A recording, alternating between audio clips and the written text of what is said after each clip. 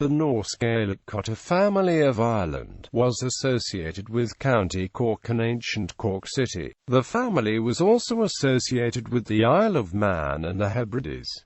Evidence suggests an ultimately Norwegian origin of the name. Norse Origins. The Cotters are noted as one of the very few Irish families of verifiable Norse descent to survive the Norman invasion of Ireland, although it is currently unknown if this is genetically paternal or only maternal. This question mattered considerably less to the Norse of the period than to the Gaelic Irish, whose entire rigid class structure was and remains based on agnatic descent. A family manuscript of later date claims the Cotters are descendants of Otter of Dublin, who was king of Dublin from 1142 to 1148, through his son Thorfinn and grandson Earlf. This is not impossible, nor even improbable, but currently remains unverified. The greater part of the history of the Norse in Ireland, and especially those in Munster, being lost. The Gaelic Mac-Coatir was originally Mac-Oitir, meaning descendant of Otter. Otter Dynasty. Otter of Dublin belonged to what has been referred to as the Otter Dynasty, a family of powerful jarls and sometimes kings of the Irish Sea region and surrounding waters, characterized by the repeated use of the personal name Otter. There is a record of a possible member of the dynasty, one Ottosvati, an Icelander, addressing Cnut, King of England and Denmark. In a praise poem, "Let us greet the King of the Danes, the Irish, the English and the Islanders." His praise travels through all the lands under heaven. The connection between Norse aristocrats and poetic abilities is well attested. Otter Irla, the only otter associated with Munster in the Irish sources, is one Jarl Otter or Otter Irla, also known in Irish as Otter Dub, who makes appearances in the famous Coggadal Regalabe, in that he is associated with the Viking settlement of Cork. It states that after the combined forces of him and Ragnald Uaimr raided a number of places in Munster, they then split into three parties, one of which settled in Cork. From other accounts it would appear this Otter had a significant career in Scotland and England as well. He is also later reported in the Cogged to have conquered and received tribute from the whole of eastern Munster from his seat at Waterford. Otter appears to have joined Ragnall in battle, or possibly led an expedition of his own, against Constantine II of Scotland in or around the year 918, and perished then, for which see his article. Lacking sources, it cannot be demonstrated that the Cotters of Cork and Mac-Oitir of Dublin descend from this Jarl Otter, but he did live in the right period for his name to be adopted as a surname. For example, the famous O'Neill dynasty take the name from his contemporary Niall Glundub, who also died in battle. Otter Dub. In 1014 a Norse Gael leader called Otter Dub, a possible descendant of Otter Irla, is recorded as fighting on the side of Sigtryg Silkbeard, the King of Dublin, against Brian Boru, High King of Ireland, at the Battle of Clontarf. In the battle Otter led a subdivision of the Norsemen of Dublin, who were under the overall command of Dubgal son of Amlabe. The Annals of Ulster state, Of the foreigners the fell Dubgal son of Amlabe, Sigurth son of Lothva Jarl of the Orkneys, and Gilacharain son of Glunai designate of the foreigners, and Otter Dubin Swat Garan Don Chudu Aerulban Grisain and Louisman Amlabe son of Lagman and brother who killed Brian, commander of the fleet of the Lochlannaig, and 6,000 who were killed and drowned. In Coggaged Hill Regala of Otter Dub is referred to as one of the four king's deputies and admirals of the Vikings. As king's deputies, they are likely to have been deputies to King Sigtryg of Dublin. Jarl Otter of Man. The chronology and nature of Jarl Otter's rule in the Isle of Man is unclear, though his death in battle on the island in 1098 is consistently referred to. One version states that in 1095 King Magnus Barefoot of Norway took control of the Isle of Man with a fleet of 160 ships. He placed a Hebridean, a Norwegian Jarl named Otter, as his vassal ruler over the island. Otter is said to have alienated the inhabitants of the southern part of the island, who rebelled under a chieftain named MacManus or MacMaras, according to the Chronicle of Man. However, in 1098 there was a battle between the Manxmen at Santwat, and those of the north obtained the victory. In this contest were slain the Earl Other and MacMaras, leaders of the respective parties. The Chronicle then states that the after effects of this Manx civil war was the reason that Magnus Barefoot was able to take the island with ease. Later the same year, Magnus is said to have visited the site of the recent battle where and buried remains were still evident. If the latter version is accurate, then Otter would appear to have been a sovereign prince within the island before the arrival of Magnus Barefoot, rather than a royal vassal. All versions agree that in 1098 a battle was fought between the forces of Otter, with many men from the north of the island adhering to his cause, and those of MacManus and MacMaras at Santwat. Accounts indicate that the fight was long and sanguine, with heavy losses on both sides. The followers of MacManus were winning when the women of the north rallied the menfolk, who then reversed the course of the battle. Otter's army won the battle, but he was killed along with MacManus. Jarl Otter was the father, or possibly grandfather, of Otter of Dublin. Otter, King of Dublin. Otter was from the Norse-Gaelic territory of the Western Isles of Scotland. He seized control of the Kingdom of Dublin in 1142. Following his takeover of Dublin, he burned the Cathedral of Kells, and plundered that town. Quote, "This most likely refers to the church at Kells in County Meath." According to several versions of the Brute Wider Wissaguian, an otter based in Dublin, and described as the son of the other otter, was active fighting as a mercenary in Wales in 1144. Contemporary annals suggest that Otter was co-king with Ragnall mac Torquail, until Ragnall was killed in a battle against the forces of Midhay in 1145 or 1146. Otter retained control of Dublin until 1148, when he was treacherously killed by Ragnall's kin, the Mac Torquail. Thorfinus Filius Otter, Otter of Dublin's son Thorfinn, was described as the most powerful princeps of the Hebrides. Thorfinn was instrumental in the replacement of Garded II Olafsson as the major power in the Hebrides by Dubgal, the son of Somerled. He conducted Dubgal throughout the Isles, compelling many local chieftains to acknowledge his authority and render hostages. It has been claimed that Thorfinn was acting out a blood feud, as Garded had played a part in instigating Otter's murder. Garded is recorded in some sources as ruling Dublin for a short period after Otter's death. The historian Gareth Williams has postulated a kinship link between the mother of Dubgal, Ranhildis Olafsdottir, and the Otter family, which may also have affected Thorfinn's political inclinations. Theorulf mac Otter. Theorulf was the son of Thorfinn and grandson of Otter of Dublin. Following the fall of the Kingdom of Dublin and a considerable part of the rest of Ireland to the Anglo-Norman invasion, Theorulf took part in an expedition consisting of 35 ships, mounted by the Ostmen of Cork in 1173 or 1174 against the Normans under Adam de Hereford, deputy to Raymond le Gros. The expedition was defeated in a naval battle at Dungarvan, a yawl. The Ostmen attacked using axes and slingshot. The Normans replied with bows and crossbows.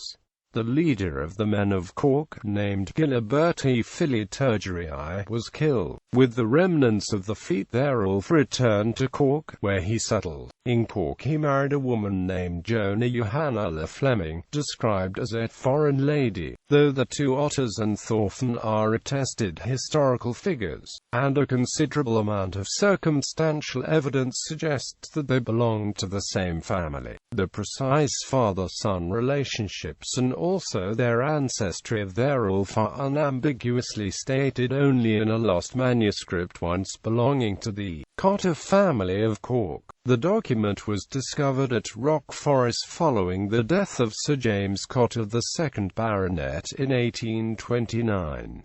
Though the original manuscript subsequently disappeared, some of the information from it survived in a digest compiled by the Reverend Charles P. Cotter, which was eventually published in the Journal of the Cork Historical and Archaeological Society by P.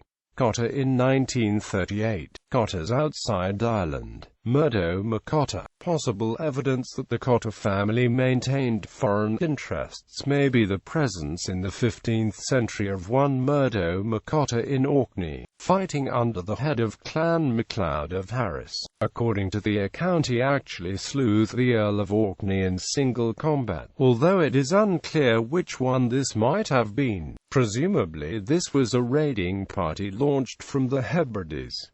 Murdo McCotter later became the ensign-bearer for the head of Clan MacLean. It is unknown if he belonged to the McCotters of County Cork or perhaps belonged to a related sept based elsewhere. Isle of Man. The McCotters appear to have retained a presence on the Isle of Man long after the end of Norse rule there. Here the surname eventually came to be spelled Cottier.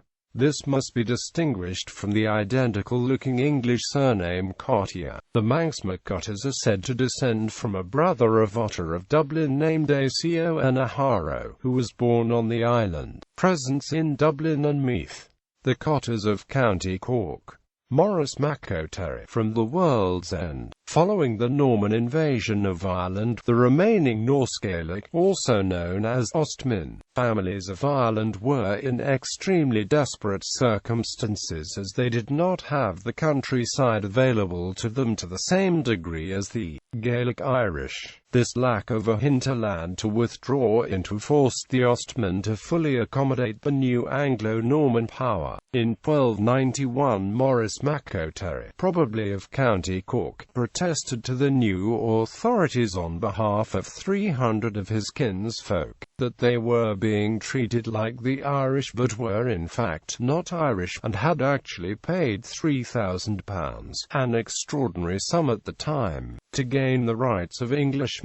Edward I of England then decreed that Maurice MacOterry was a pure Englishman, like his ancestors, and was entitled to his rights. While of course he and his kin were not English, this was meant for the understanding of the authorities. According to Maurice MacOterry in 1290, he wrote from the World's End, in time the Anglo-Norman families, such as the Fitzgeralds and Burkes, became thoroughly Gaelicized in culture. This process also happened to the MacCotters. In later years the Cotters produced a number of notable poets and writers in Irish, and the chieftains were amongst the last to remain patrons of Gaelic literature. Two branches. For the late 15th century, if not earlier, two main branches of the Cotter family in County Cork are evident, one based at Coppinger's town castle, the other at Innismore. The family name was usually recorded as McCotter until the 17th century, when the form Cotter becomes almost universal. However, in writings using the Irish language the name remained MacOterry. A number of place names in East Cork, including Ballymacotters and Scartmacotters, attest to the presence of the Cotter family from an early date. There is evidence, as is found in some other Irish septs, that branches of the Cotter family family were demarcated by colour. The Innismore Cotters were the yellow Cotters and other Cotters were the red Cotters, the Cotters of Coppingerstown. In 1585 John Cotter of Coppingerstown, having land to the amount of 174 acres, made it over to his son, on condition that he should divide and share it with his cousins after the manner of the predecessors. The Coppingerstown Cotters, which tradition considers the senior branch, were connected by marriage to the De Barry family, as there is a record of Margaret, daughter of James Merter Barry, as wife of William Shane McCotter of Ballycopina. During the Commonwealth period in the mid-17th century, the head of the Coppingerstown Cotters was William, son of Edmund, whose principal residence was Coppingerstown Castle. He forfeited his lands, possibly including land in Immokalee, Ballinsberrig and Scarth McCotter, under attainder as a result of his taking part in the Irish War of 1641 on the side of the Catholic-dominated Confederation of Kilkenny. William is recorded in the list of forfeiting proprietors in Ireland under the Cromwellian settlement. The Cotters of Innismore and Angrove. The ancestry of this branch is more fully documented. The earliest recorded member is a William Cotter, who flourished during the reign of King Edward IV. His direct descendant was Edmund Fitzgarrett Cotter, a contemporary of the William Cotter who lost his lands around Coppingerstown and Immokalee. Edmund held considerable lands in Innismore and at Ballinsberrig, where his principal residence was.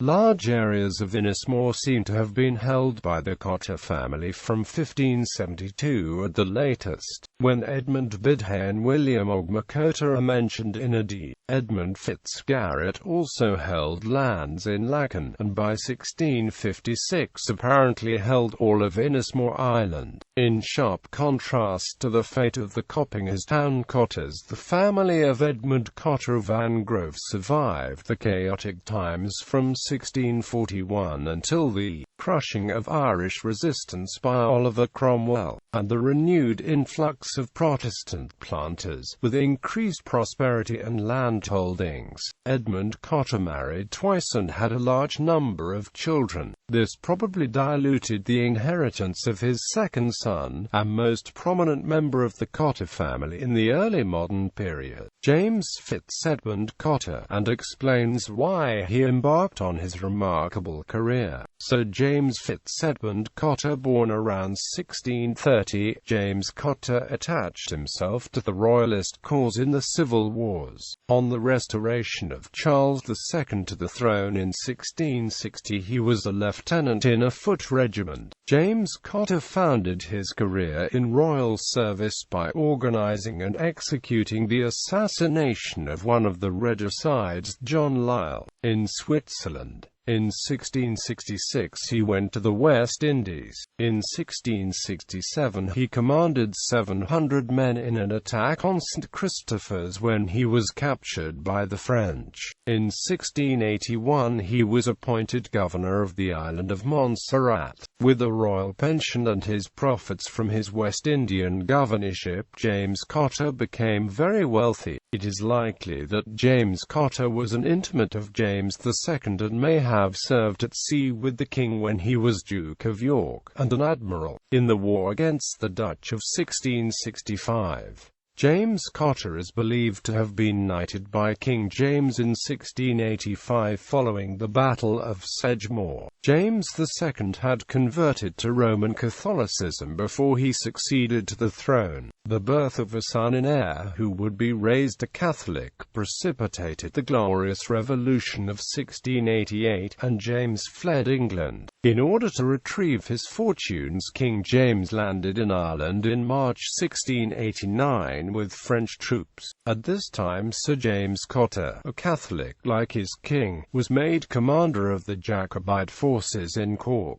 In 1691 Cotter was made Brigadier General in command of all the Jacobite forces in counties Cork, Kerry, Limerick and Tipperary. During the time of his authority, Sir James Cotter treated the Protestant landowners well. He was rewarded for his moderation when, following the surrender of the Jacobite forces under the Treaty of Limerick, the support of his Protestant neighbours allowed him to retain his property and lands in full. Sir James Cotter was, in the style of previous generations of Irish chieftains, a great patron of poetry and other writings in the Irish language. Domhnall O'Colmain included much biographical material concerning Sir James in his tract Parliament Nar Mbn. James Fitz-Edmund Cotter married twice, his second wife being Ellen Plunkett, daughter of Matthew, 7th Lord Low. He died in 1705.